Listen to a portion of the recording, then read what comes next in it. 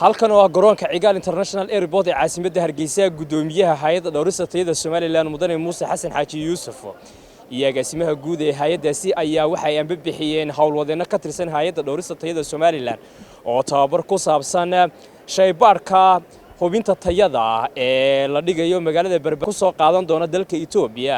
tababarkaasi oo ku saabsan sidii ay u soo baran lahaayeen aqoon la xidhiidha hubinta tayada ugu horeyn halkaasi waxa ka hadlay agaasimaha guud ee hay'adda dhawrista tayada Soomaaliland mudane Xamse Suldaan Aadan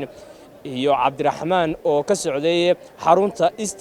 Africa Trademark oo iyadu fududeysay sidii howlwadeenadani u tagi lahayn dalka Itoobiya kaalin weyn ku lahayd waxaana ka warrameen muhiimadda uu tababarkan u leeyahay howlwadeenadan iyo guud ahaan dalka Jamhuuriyadda Soomaaliland maanta waa maalin noo farxad ah haddaan nahay hay'adda dhawrista tayada Soomaaliland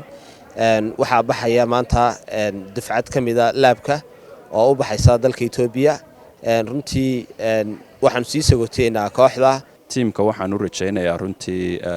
guul baan u rajaynayaa waxaan filayaa aan rajaynaynaa inay la soo noqon doonaan khibrad ay uga faa'iideeyaan dalka ay u isticmaalaan qalabka insha Allah dhawaan wadanka soo gaari doona muddo ka hor waxa la joogay wadanka oo burbura oo laga fikirayo wax ma la cunaa wax la cuna ma la helayaa maanta hadii aanu marayno in quality iyo tayadii cuntada la eego quality runtii productska la eego waa horumar ballaaran runtii mudane Muuse Xasan Xaaji Yuusuf gudoomiyaha hay'adda dhawrista tayada Soomaaliland ayaa dhankiisa waxa uu si qoto dheer uga warramay dadaalada kala duwan ee hay'addu ugu jirto sidii loo kobcin lahaa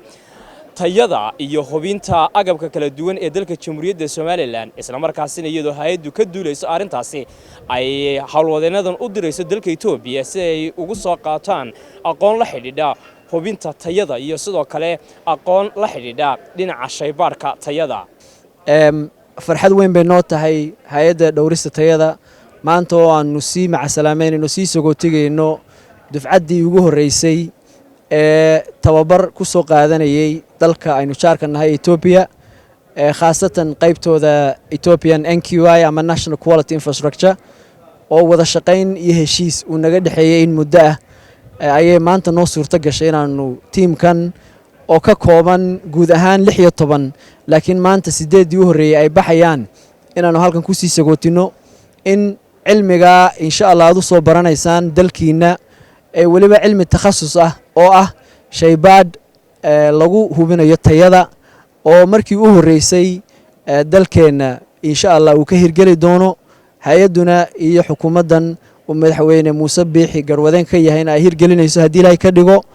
dhawaanna aynu arki doono inaga oo dalkeena ku baarayna shay kasta oo dalka soo gala khaasatan inaga kaga bilaabayna waxyaabaha daruuriga ah ee cuntada dawada iyo cabitaanka inaga kaga bilaabayna